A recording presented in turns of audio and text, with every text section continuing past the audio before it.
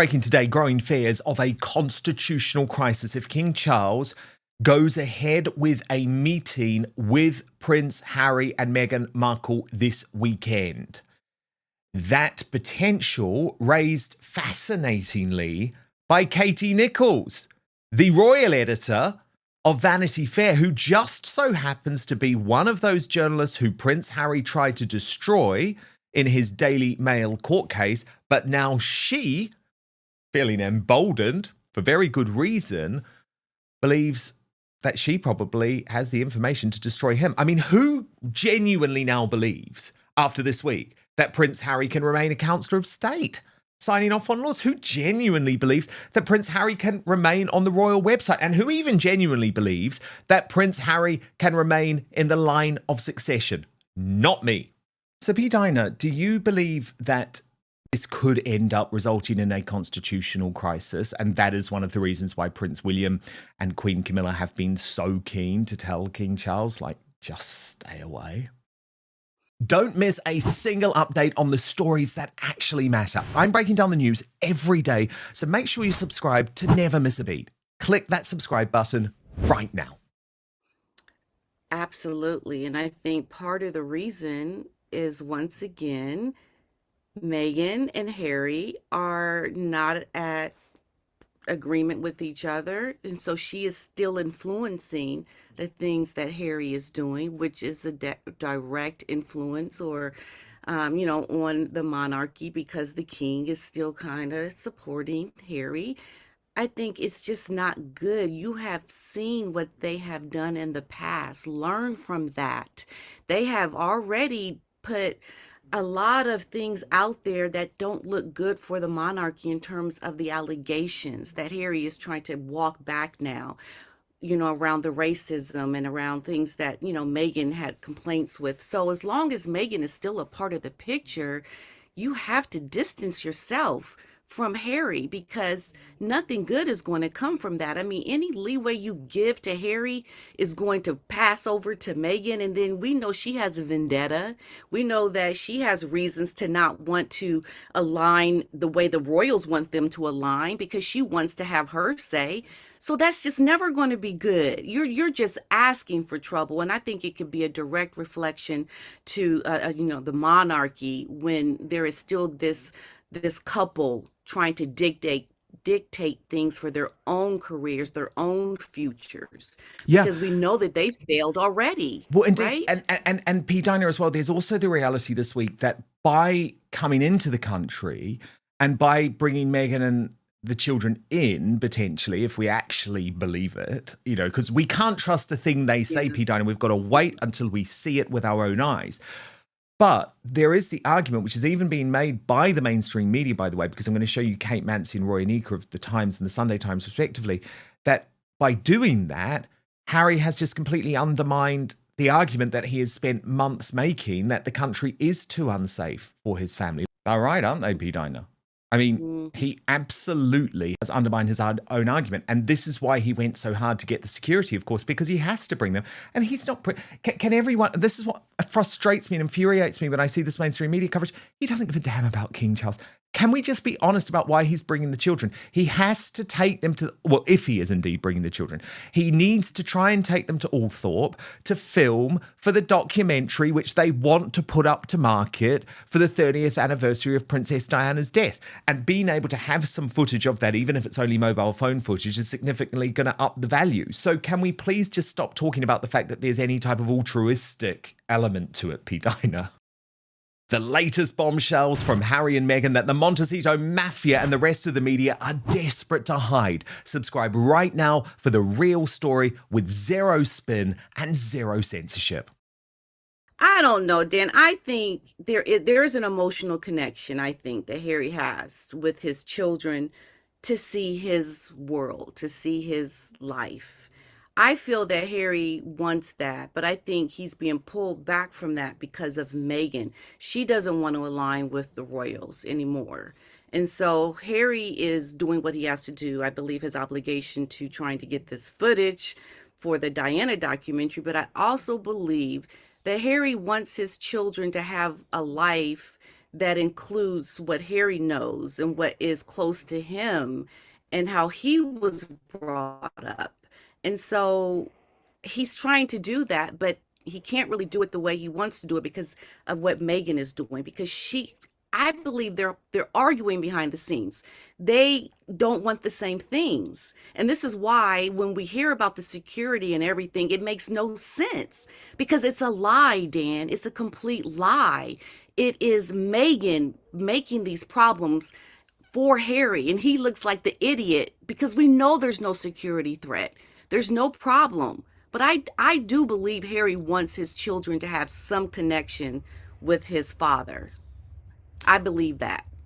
See, I do. what's interesting, P. Dinah, and I actually want to show you Meghan Kelly, my friend Meghan Kelly, telling my other brilliant, one of my heroes actually of broadcasting, Paul Murray of Sky News Australia, that Prince Harry now has a genuine sickness, and it's a sickness involving paranoia.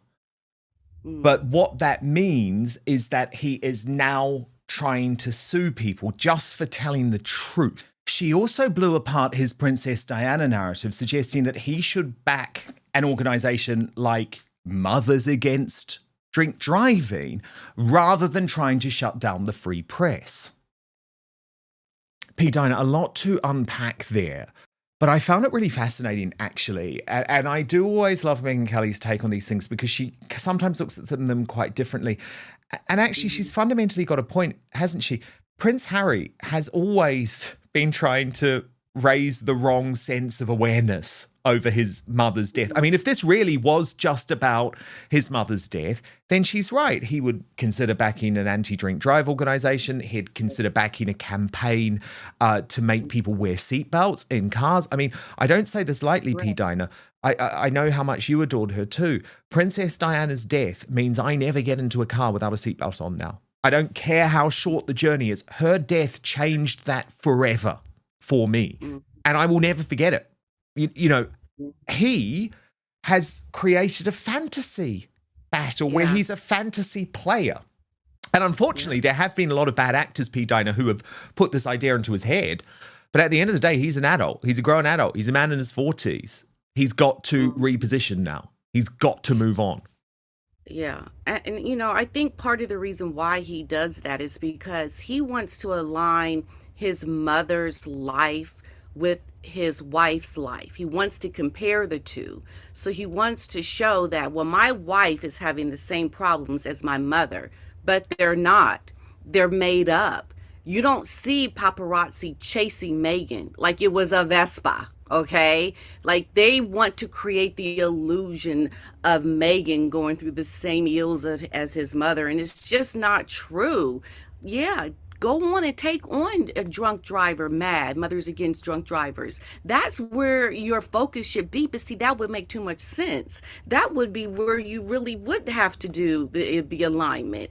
You know, and so this is why this whole thing around the press chasing them and trying to, you know, have this security is a lie because it's based on something that he's created in his head, a fantasy around this alignment with his mother. Because I think they want to try to get the likes of Diana to, you know, be like Diana will give them the same kind of stardust, right? To make people really love them if they can align Meghan's problems with what Diana had.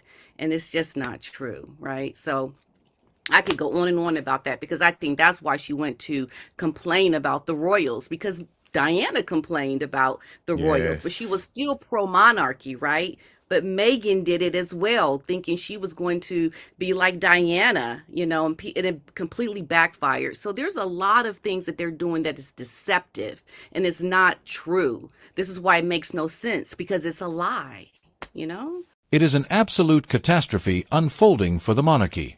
Growing fears of a genuine constitutional crisis are exploding tonight following a high-stakes, behind-the-scenes showdown involving King Charles, Prince Harry, and Meghan Markle. Shocking reports have surfaced that the king is moving forward with a highly controversial weekend meeting with the Sussexes, including their children, Archie and Lilibet. Royal insiders are sounding the alarm, warning that this meeting heavily damages the stability of the royal family. With Prince Harry facing brutal demands to be completely stripped of his Counselor of State role and removed from the line of succession, this massive gamble by Charles is tearing the palace apart, leaving Queen Camilla and Prince William reportedly furious. The British royal landscape has just been hit by an absolute earthquake, and the immediate fallout is completely unprecedented. For months, Harry and Meghan have insisted that the United Kingdom is far too dangerous for their family, dragging the British government through the courts over security. But this weekend, the narrative has completely shattered in plain sight. To understand the sheer scale of this disaster, we have to look at the immediate context of Katie Nichols' bombshell warnings on Piers Morgan's show. Analysts are asking a critical question. How far can the king go in extending the olive branch before it permanently breaks the monarchy?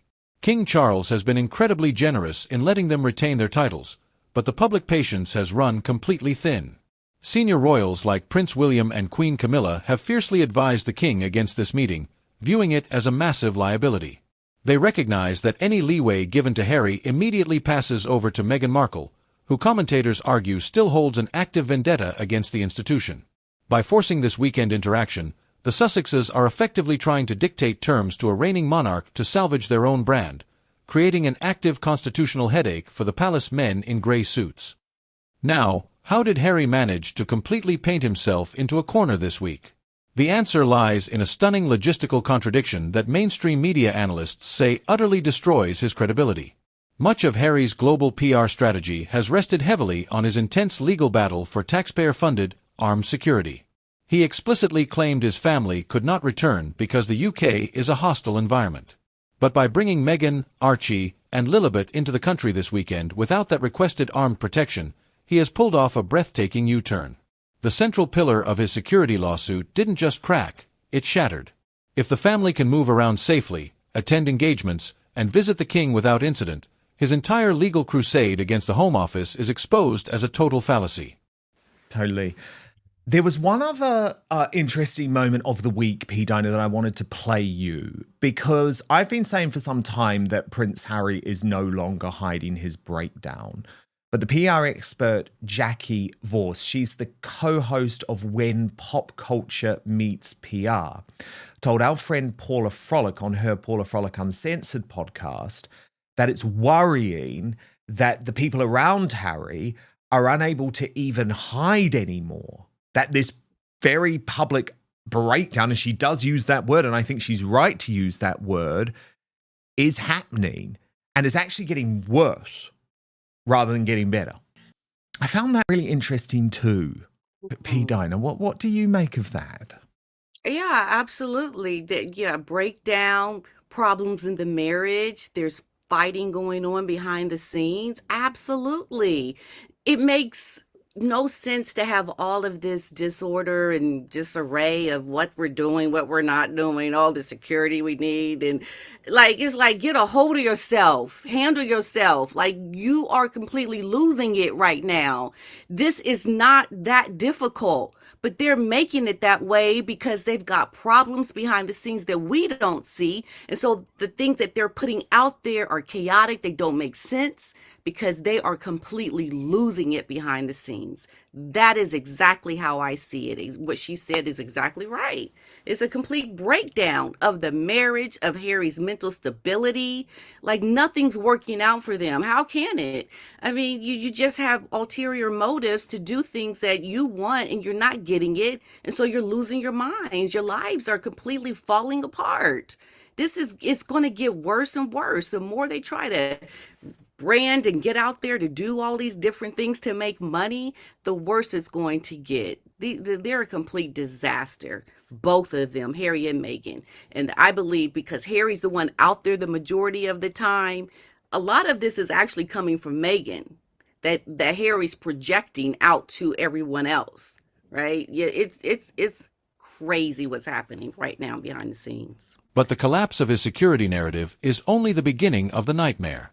In just a moment, we are going to expose the brutal accusations exploding across the media regarding a hidden documentary project, and the exact moment Megyn Kelly exposed Harry's genuine paranoia under oath. Let's look at the harsh reality of Megyn Kelly's scathing takedown on Sky News Australia, because it exposes the deeper psychological crisis at play. Following Harry's massive legal defeats and multi-million-dollar cost orders in the UK courts, Kelly blew the Sussexes victim narrative wide open. She noted that Harry is trapped in a deep cycle of paranoia, launching endless lawsuits against any journalist who tells the truth. The court judgments have systematically validated ordinary, legitimate journalism, proving that stories came from leaky palace aides and publicists, not illegal spying. Yet Harry fiercely maintains a fantasy battle where he is an avenger of speech. This legally and publicly dismantles their global identity. They are trying to manufacture an illusion that Meghan faces the exact same media ills as Princess Diana did, but the public, the press, and the legal system have completely rejected the comparison. The emotional toll and erratic behavior behind closed doors are reaching a dangerous boiling point. Commentators point out that Harry has long weaponized the tragic death of his mother, but as Meghan Kelly brutally observed, Princess Diana knew exactly how to work the press and coax the paparazzi throughout her life. If Harry truly cared about the root cause of that tragedy, he would be backing organizations like Mothers Against Drunk Driving, since his mother was killed by a drunk driver, not the press. To see his wife attempt to replicate Diana's path while entirely rejecting the duties of the monarchy is a bitter pill for the public to swallow. Reports suggest massive friction behind the scenes. They are caught in a web of their own making, screaming for total privacy while desperately demanding the royal spotlight, leading PR experts to openly declare we are witnessing a public breakdown in plain sight. The immediate reality of this weekend meeting is nothing short of cynical. Critics are pointing out that Harry and Meghan's altruistic family narrative is completely empty. The real drive behind bringing Archie and Lilibet to the UK right now is heavily tied to media survival.